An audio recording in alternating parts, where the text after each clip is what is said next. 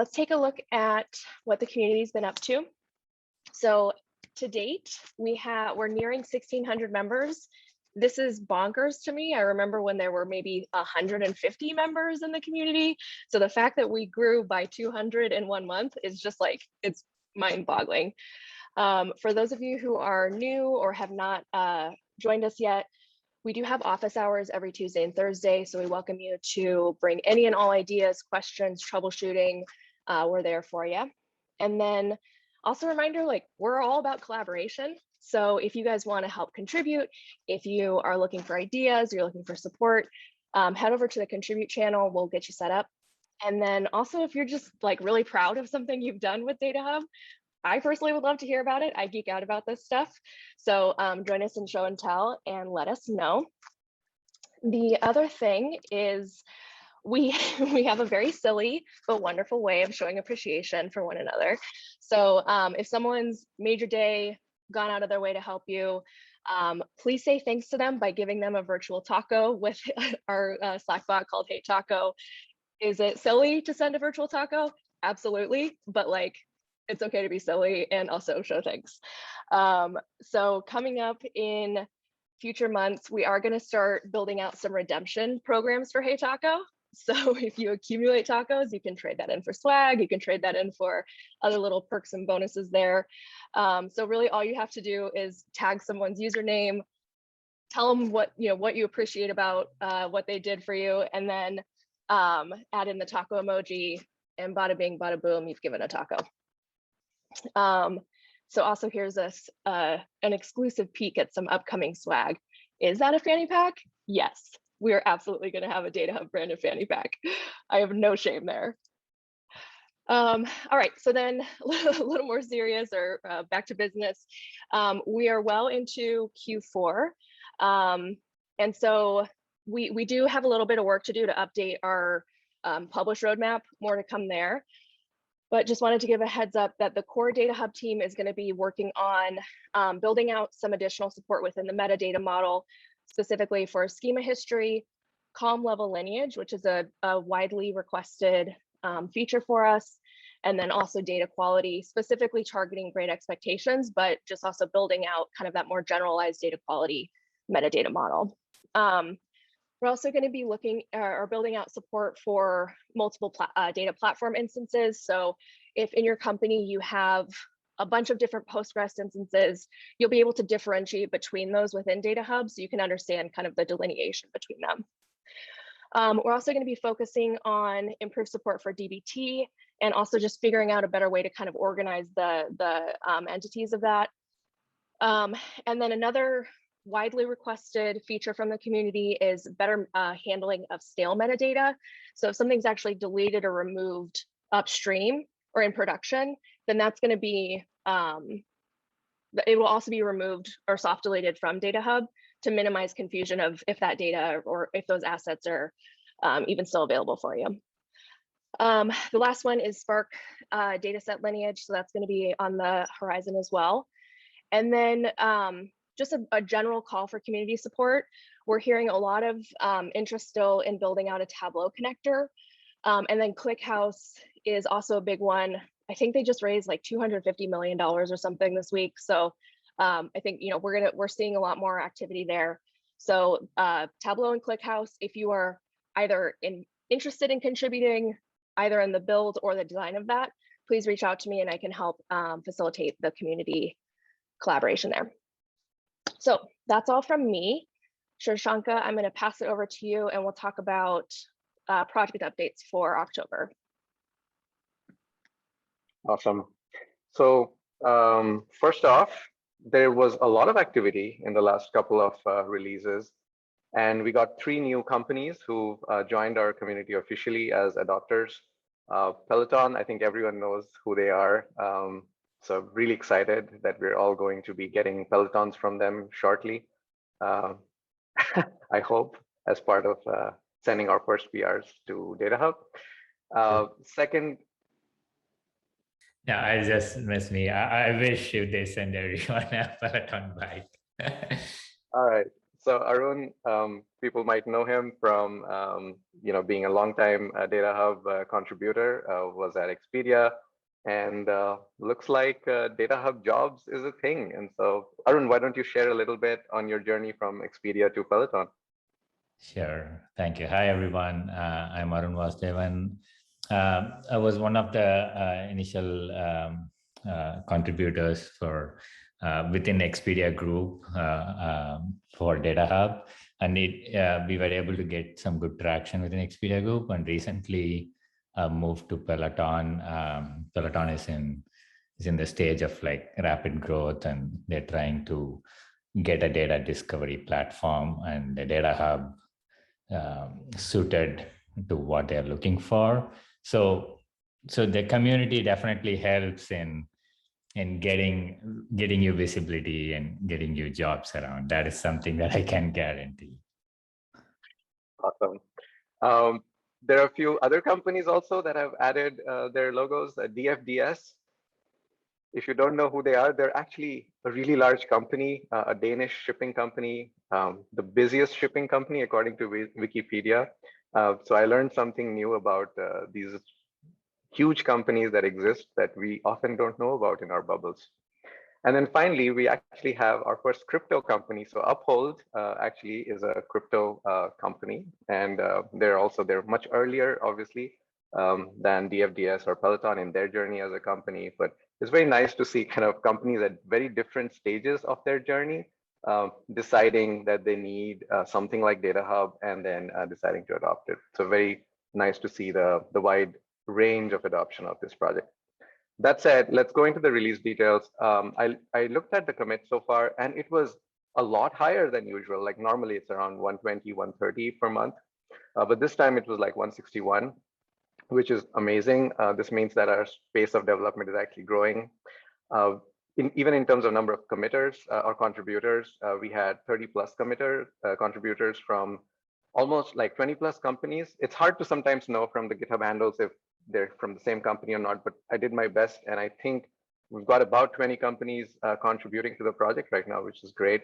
It's a substantial growth from like 10 plus in the last month. So almost doubling the number of companies that have started sending contributions into the project, which is great. A lot of new contributors. Thankfully, GitHub now gives a nice release notes highlight showing who are the new contributors. So thank you to all of you for the new contributions that you made this month. Hacktoberfest, I think, had something to do with it, but I would like to believe that this is actually going to be a trend. In terms of contributor shoutouts, huge shout out to Enrico for actually improving the testing infrastructure for like he battled the CI system like crazy. Ben Marte, who has been working really hard on getting DataHub to work on M1. Thanks for all your work and patience so far. And hopefully by the time the next town hall rolls around, we actually have an M1 deployment, like a quick start working. Sim Bansal, as usual, for always following up on small things and sending PRs. David Schmidt sent his first PR to Meta World, which is kind of a still under wraps, but public web GitHub repo where we are starting to store recipes and best practice examples for how to work with DataHub. So David Schmidt contributed how to write a custom source and run it on your end without having to fork DataHub. So that was pretty cool. Recommend you check it out. Remy Salmon, of course, has been quietly improving the Looker and DBT sources. So love all the contributions he's making. And back at you, Maggie, for contributing the features overhaul page. I think it was long overdue, and really like seeing kind of how nicely you've laid it out with GIFs and everything, so people can get a very easy way of understanding how to use DataHub. So I highly recommend you check out the features overview page on datahubproject.io.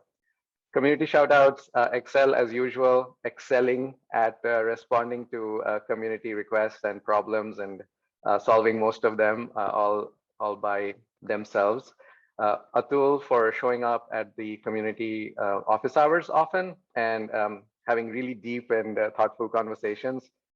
It's actually been quite fun, and I'd highly recommend joining them to geek out about both metadata model designs as well as troubleshooting, as well as pretty much anything Kirti, Danielle, for being very patient with us, as well as sending lots of interesting problems as well as solutions on the community.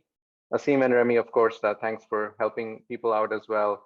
And Jared Martin, newcomer, but lots of great questions and engagement. So thanks for all of the engagement from all of you. Cool. And then moving on, details around the release and the upcoming release. So 0816 is out, and the Python release that's going along with it is 0816.0, 0816.1, and just today morning I released 0816.2. So that includes all of the ingestion sources that have been committed so far.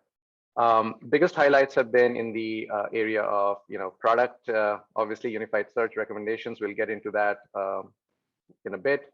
User and group management screens, improvements in primary and foreign key representations, quite a few lineage performance improvements as well as UX improvements.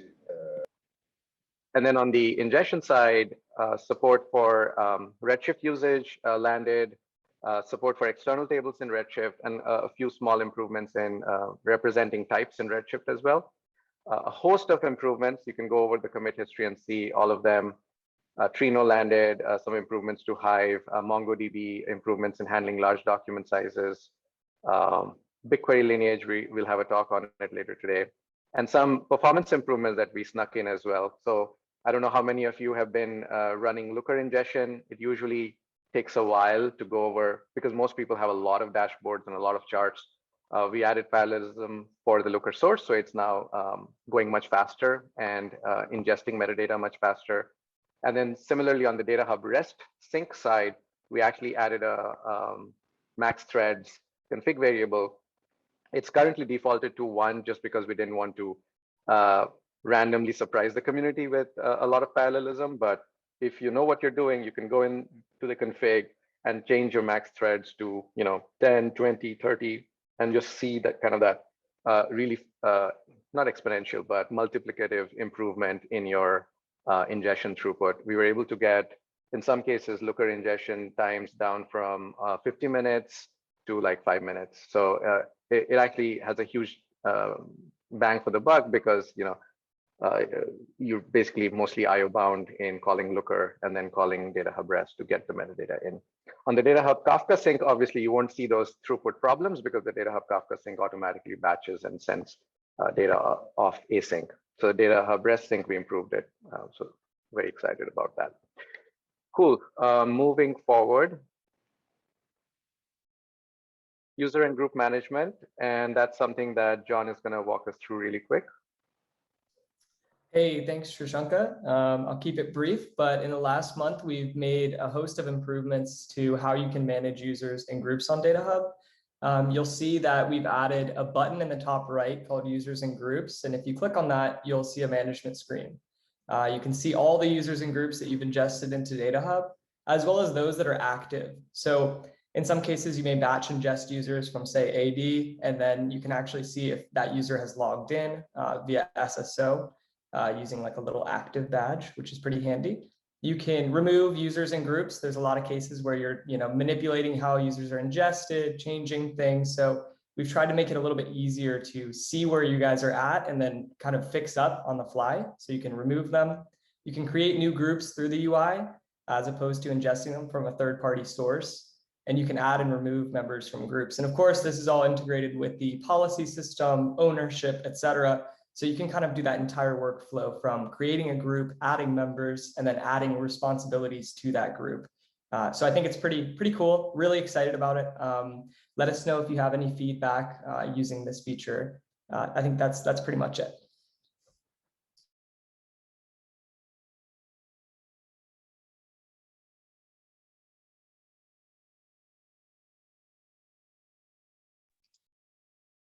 Shirshanka, you want to move on to nested field? Yeah, I locked my screen accidentally back here. So, so quick updates on what happened on the ingestion side. Nested field support landed for Hive and Trino. It was a long-standing community request, so we're happy. It's available in 0816.1 and beyond. I would recommend moving to 0816.2. It just looks like how it looks on the screen, very simple. You just set up your Hive or Trino sources, and if you have structs, it's going to ingest them perfectly now. So nothing to see here, except that it's going to be much better and invisible. Another thing that I'm really excited about is one of the things we have heard from the community multiple times is they want to add owners through transformers. So as I'm ingesting metadata from a source, I want to set the owners for a particular data set. Maybe the source doesn't have it. Maybe I want to just transform metadata in flight and set these owners. And one of the things that we often ran into, or people often run into, is that maybe someone has gone into the UI and added some more owners or made some changes, and maybe there are some other people who've been added as owners. But if the ingestion system runs, it can then override those ownership metadata. And we were thinking about how to improve the situation. And one of the things that we came up with that is kind of very simple, but can actually help the situation quite a bit, is using DataHub itself during the transformation process to assist with the transformation. So we're calling it server-assisted transformers. And what that leads to is having the transformer have access to the DataHub graph while it is making the transformation happen. So if you click the next animation, transformers have access to now a context object. This is coming soon, it's not in the code yet. They'll have access to a context object, which allows them to get access to the graph, which allows them to first see who the existing owners are, and then to decide what they want to do. So this can allow transformers to do complicated, sophisticated things like patching owners or figuring out the new set of owners that it needs to write, so it's not deleting owners that should not be deleted. So it, couple of screenshots for what that might look like. You get a pipeline context in your transformer, which has access to the graph. And then in your transformer, you can kind of, if you've got a configuration called semantics, you can kind of look at the semantic that you want to do and then apply that change. So it's pretty simple, but I'm very excited about it. I think it'll really improve the experience with building and working with transformers so that you're not overwriting metadata that already lives on the server side. Cool. Next is an interesting thing we did, which is use DataHub itself to represent the metadata model. This has been a common ask.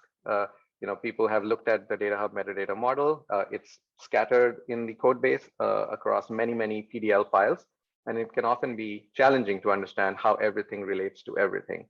So we built a little bit of an automated system that can process all of these PDL and Avro files and produce a metadata model. And we use the dot to kind of render it. Obviously, it looks kind of messy and complicated, like real metadata models do.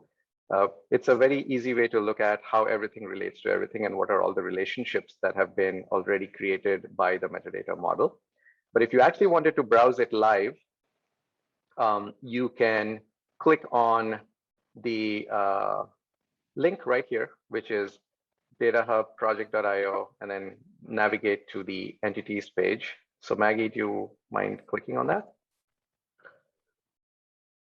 And then you'll be able to see pretty much all of the entities that we have modeled represented just as data sets for now. So if you, for example, click into the data set, you'll be able to see the entire schema of the data set model, including the earn, the data set key, and it's all modeled as a struct. So you can expand them out and look at them in all their glory. So Maggie, if you don't mind looking at ownership. Where? Maybe Control F, ownership. Oh, sorry. Oh, there it is, ownership. And then expand out owners. You'll be able to see that the relationships that exist between data sets and owners are actually modeled as foreign keys, like this should. So if you click on that foreign key link, you'll be able to see that that's a link to the corp user, and that there's another foreign key relationship to corp group. So all of this is generated automatically off of the metadata model itself. So very excited that we're able to automatically generate a bunch of stuff like this. If you scroll down further, you'll also see time series aspects that we are able to capture in this. They're marked as temporal. So you can see also the dataset profile aspects as well as the dataset usage statistics aspects in there. So have fun with this. It's loaded up into demo, and We'll share it out into the code base as well as something that you can build locally and browse the metadata model yourself on your local data hub.